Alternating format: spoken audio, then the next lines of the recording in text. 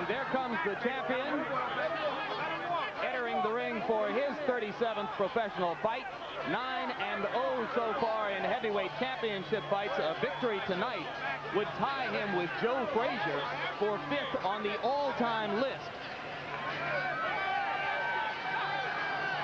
in that category.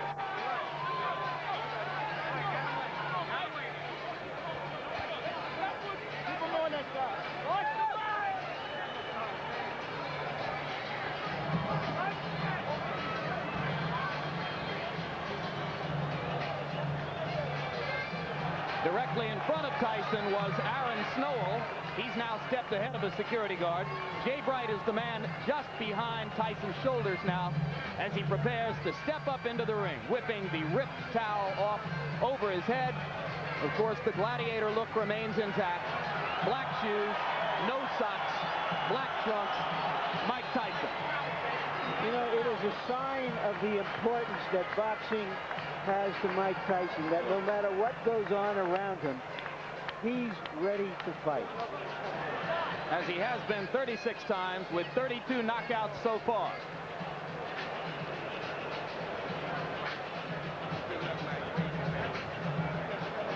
Quickly now, and focusing on the beginnings of Carl Williams' strategy, which has to be the left jab, Ray Leonard's tip of the night. Well, the left jab speaks for itself. That's the key punch for Carl Williams, to keep that left jab in Tyson's face, keep him off balance, but most importantly, snap it and not bring it down too fast, because what's going to happen, Tyson should counter that left jab.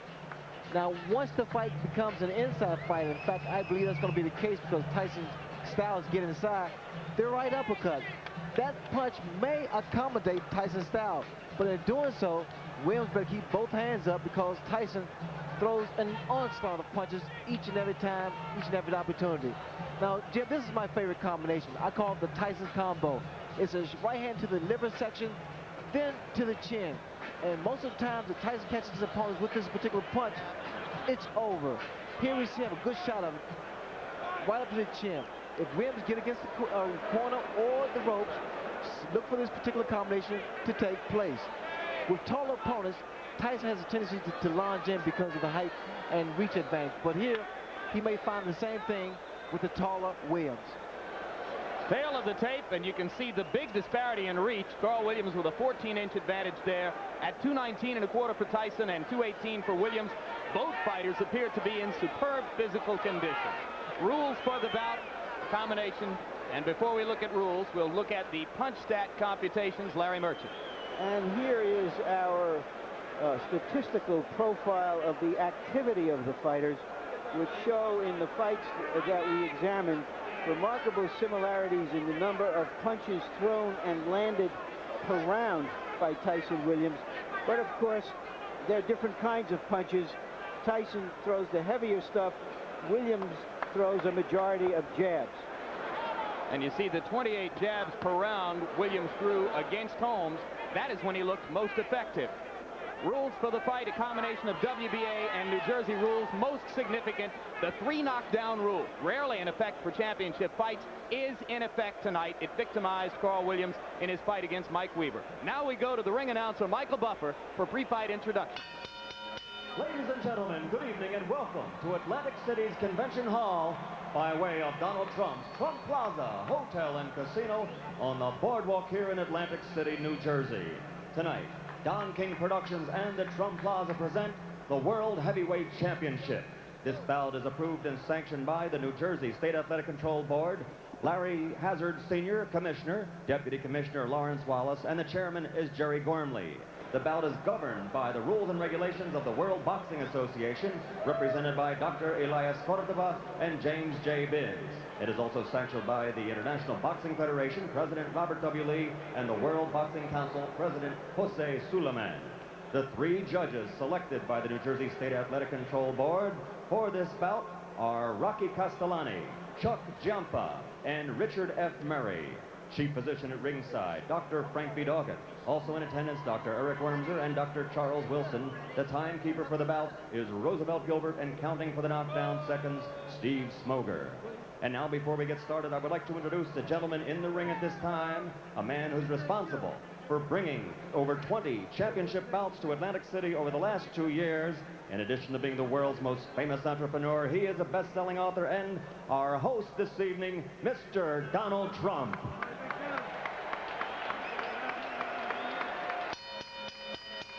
And now, ladies and gentlemen, from the Trump Plaza Hotel and Casino in Atlantic City, New Jersey, let's get ready to rumble. 12 rounds of boxing for the undisputed heavyweight championship of the world. The referee for this bout is Randy Newman. Introducing first, fighting out of the blue corner, wearing the white trunks with red trim, he weighs an even 218 pounds from Absecon, New Jersey. His professional record, 22 victories against only 2 defeats, 17 knockouts to his credit, and 14 of those 17 KOs within 5 rounds or less. Ladies and gentlemen, the #1 heavyweight challenger in the world today, Carl the Truth Williams.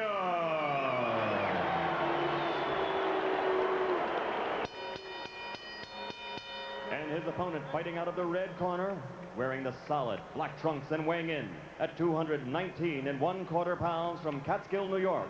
His professional record is unblemished with 36 consecutive victories, 32 knockouts, 28 KOs in 5 rounds or less, and 16 in the first round alone.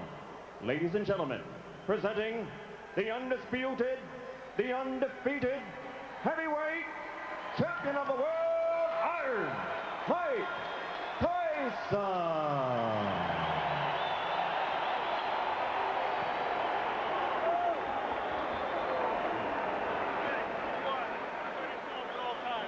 Number 2, obey my commands. I'll shake hands and come out of the bell. Keep in mind that Mike Williams has a tendency to get hit by left hooks. Carl Williams, excuse me. I can think of better tendencies that a fighter should have who's going out to face Mike Tyson. Indeed, Carl Williams has been floored 7 times in his career. Twice by James Quick Tillis, twice by Jesse Ferguson, 3 times by Mike Weaver, and in every instance, the decisive blow was a left hook.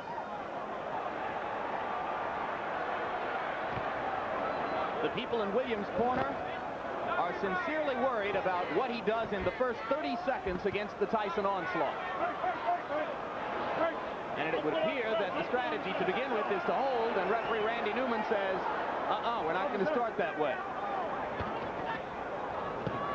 This is somewhat of a reunion here because both men are just throwing punches.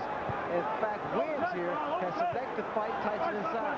He claimed the other day that if Tyson throws any unnecessary punches, illegal punches, he will accommodate him and throw the same punches back. Well, Frank Bruno felt the sting of Tyson's elbow several times, as other opponents have complained that they have felt it as well.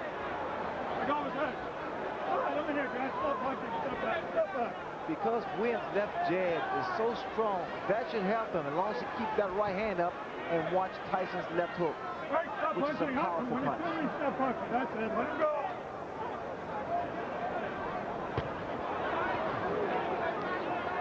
All right, that's it. I'm here. Let him go. Get back.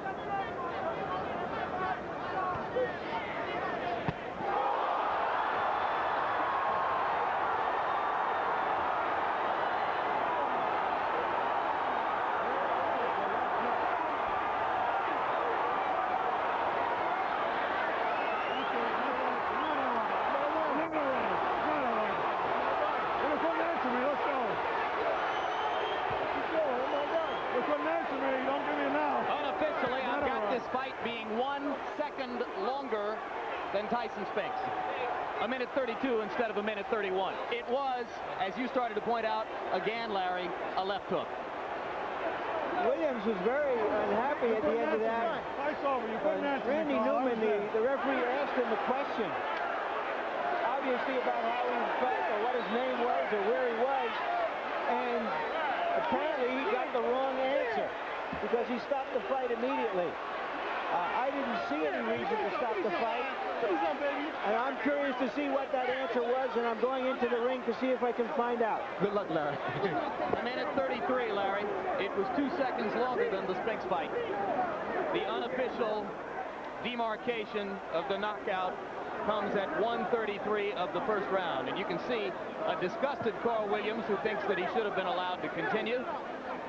And Ray, I've got to agree with Larry. It was a fairly peremptory stoppage. Well, the way I judge it, because he appeared to be okay, but then again, the referee is closer to the pitcher than we are. What was that question likely to be? Where are you? What day is this? And here we see the left hook that put Williams down. Williams had dropped that right hand, and I had indicated earlier that the jab will be the key, but in throwing the left jab, he must also keep that right hand up and power. There's that left hook. And you saw Mike pivot upward with both feet planted and turn the hips into the punch. This is where the power comes from. The reason people fear Mike Tyson because he's one of the few, if not the only man, that can knock you out in the heavyweight division with one punch.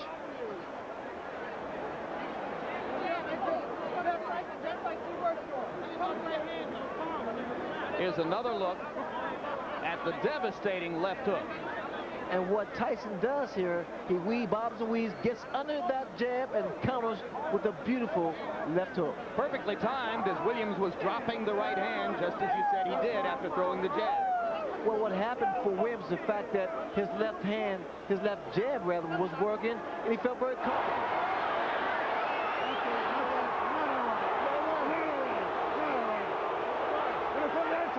That was a look back at the conversation between Randy Newman and Carl Williams, which led to the stoppage.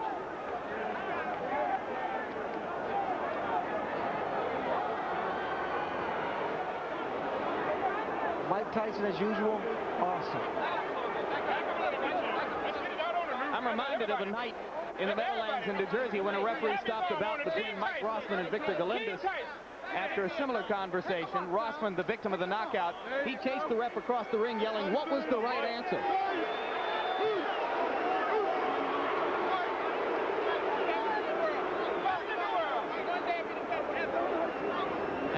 I'm with Randy Newman, the referee of the fight. Obviously, the people in and out of the ring are unhappy that the fight was stopped. Randy, why did you stop the fight?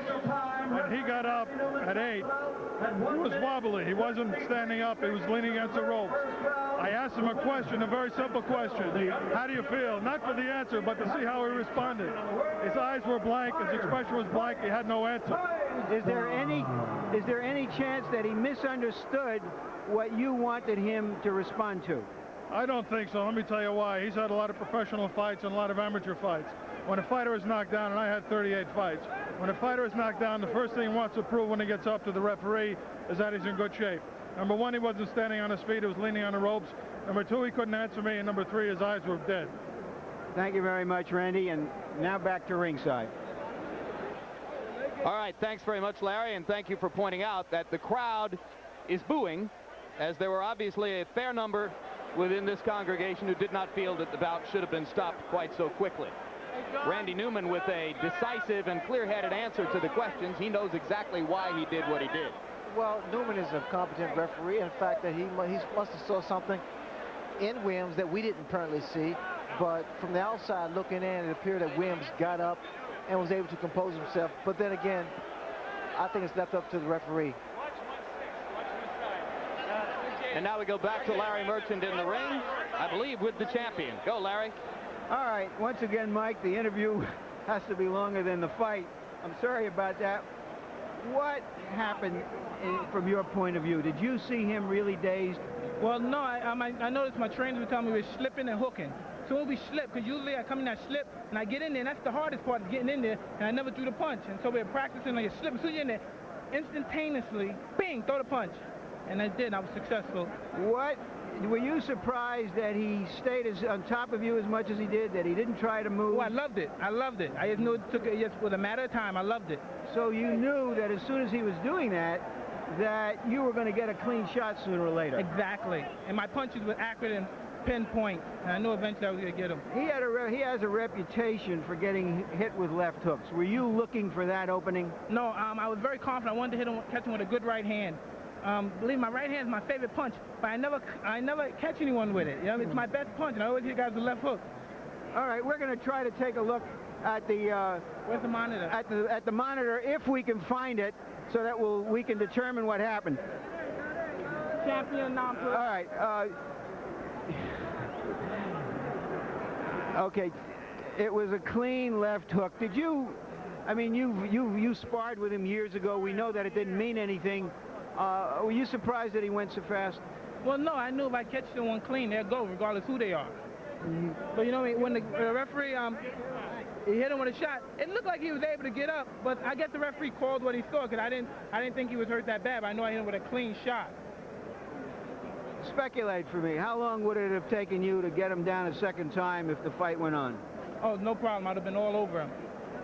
Maybe it's better that the referee did stop early. I would have been all over him. That's when I'm most dangerously, when I know I have someone hurt.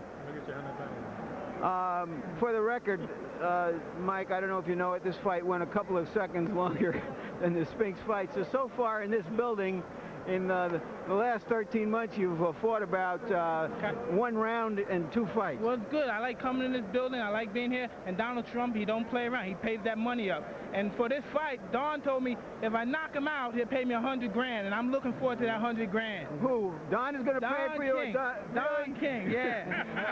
$100 grand for a knockout. All right, we all want to be there when that happens. When is this going to happen? Right, in the post-press You conference. get to, oh, yes. My church can use some of that money. Yes. All right. Reverend Henry J. Payton, Holy Trinity Baptist Church. No doubt. Let's talk about, all right, now let's talk. You've talked about being in control of your career. Tell us what you think is next. Who is next? Well, I'm just taking it one step at a time. I'll fight anybody, you know what I mean? I don't discriminate from anybody. I'm the best fighter in the world, and there's no man that can beat me. Does this mean that Holyfield is or is not your next opponent? Well, he's in my future, but I don't think he's in my immediate future. But come on, Holyfield, don't matter. That's kids play. So you think that you'll fight Holyfield like early next year, and you may have 1 or 2 fights before then? Most likely, but you know what I mean? If they can discuss our things with their people, we can fight in 2 weeks, 3 weeks. He caught a quick knockout, I got a quick knockout. We both still need to work. We didn't get any work. All right. Jose Ribalta was one of the fighters being considered for your next opponent, and he had a dreadful outing in a preliminary tonight. Did that eliminate him? Well, it looks kind of dreary for him, but you never know. If he have a couple more fights and he cleans up his act, he's always a good prospect. What about Douglas, who looked a little better, if not great, in another preliminary? He's been mentioned as a possible opponent. I take all comers. I don't duck any man. Can we assume that Michael Dokes is one of the prospects? All comers.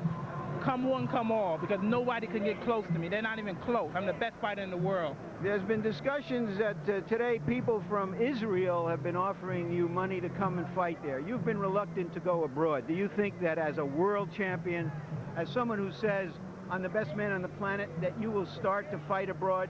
Well, eventually we'll do that, you know what I mean? But like you said, I'm not in a hurry to leave my country, you know what I mean? I love my country. I'm not in a hurry to leave anywhere. But you know what I mean? If things are right, I'll fight anyone, in any place, in their backyard. How would you describe, right now, you've got a lot of things past you. You've always been able to focus on fighting no matter what the other stuff has gone on in your life. Are you as content as you can be now with the situation that you have? I want to fight, fight, fight, and destruct the world because I'm the best fighter in the world. Thank you very much, Larry. Thank you. Jim? All right, Larry. Thank you, Mike Tyson. Thank you, Larry. And here is the man the boxing public waits to see Mike Tyson fight, a man who 6 days ago knocked out a pretender from Brazil named Adilson Rodriguez in 2 rounds and now waits to see when his turn is coming. Evander Holyfield, first things first. How did Mike look to you tonight? He was impressive. He hit the guy with a good left hook, took him out. He did a job well done. Would you have thought that he could knock Carl Williams out in 1 minute and 33 seconds? Well, you know, I felt that, you know, anybody could knock anybody out with a clean shot as well as he delivered. He delivered a good shot right on the button, got him out of there. In his interview with Larry Merchant, Mike acknowledged that you are not likely to be next on his list. He did not say for sure whether he would fight Jose Ribalta or Buster Douglas or Michael Dokes or any of the other names which are being bandied about, but he seemed to make it pretty clear that he's not going to fight you next. Are you getting impatient? No, I'm not getting impatient. My time is coming, and I will be ready when my time comes. When will you fight again? Well, it's all depending on how long is the wait. If the wait is 6 months or so, then I would take a fight in October. All right, so Evander Holyfield looks forward to a fight in October. Ray Leonard, your judgment of how long the public is willing to wait, and what does tonight's 90-second knockout do to the expectations regarding Tyson Holyfield? Well, what happens, it creates more and more of an aura and a persona for Mike Tyson, because what's going to happen now is the intrigue is whether or not Evander Holyfield can deal with the Mike Tyson. As far as he's concerned, he can deal with him. Is there any other fighter in the division who could pose a real test to Mike other than Evander Holyfield? I think it's a matter of economics and credibility, and Holyfield has that credibility. All right, Evander Holyfield, we thank you very much for your time. Congratulations on your victory last week. And we look forward to someday seeing you in the ring with the undisputed champ. Right now we go back up to Larry Merchant for more from the ring. Larry? Okay, I'm with Carl Williams and with his trainer, Carmen Graciano. Carl, starting from the beginning, why were you as aggressive as you were, which preceded the knockout? Well, I wouldn't call it a knockout. I wasn't knocked out. I mean, he knocked me down. The referee stopped the fight. I don't know why. I think politics is involved in all of that. I think they're just setting up the Holyfield fight. Now, I wasn't even hurt. Did you understand what the referee's question, when he said... Was up. My hands was up. When the referee said I put my hands up like this here, I was ready to go. He just said, you know, I don't know. You know, I don't know what the hell happened. All right, you've been knocked down a number of times in your career, and every single time you've gotten up, and in some occasions you've fought better. From your experience, shouldn't you have assured the referee, look, I'm okay, let's go? Well, I think it was an inexperienced referee. This was his first championship fight. When he seen me down the first time, obviously he just said, okay, it's over. He said, I think he said something to the effect, are you all right? Are you all right? So I immediately put my hands up, and what happened? He stopped the fight. I don't know what's going on. I know it's political. Because I wasn't hurt. I've been down many a times. I've been down 2-3 times in a fight and have gotten up and knocked the opponent out. So I know it was political. I'm not even hurt. You know, I feel bad for not even doing anything. I didn't even really, you know, I didn't even get a chance to show my stuff. Talking about showing your stuff, explain to us why you felt it was necessary to go to Mike Tyson. He says that when he saw you coming to him and fighting him that way, he was elated. Well, it wasn't that. It wasn't the fact that I was just coming to him. I didn't feel that I should lay back. You see, with Mike, you have to show Mike that you're not going anywhere. You know what I mean? Okay, he caught me with a good shot. Okay, fine, no problem. I've been caught with good punches before. That's not the problem. And I've been down before. I've been there before. So why did the referee just prematurely stop the fight like that? I've been in that predicament before and have got up and knocked people out and have won. You know? Carl, you've stated your case eloquently. Thank you. Now back to ringside. All right, thank you very much, Larry. A very animated, quite disappointed Carl Williams. Lucid, obviously clear-headed. Any further reflections on the judgment to stop the fight based on having seen Carl there, Ray? Well, again, now he seems to be pretty clear-headed, and he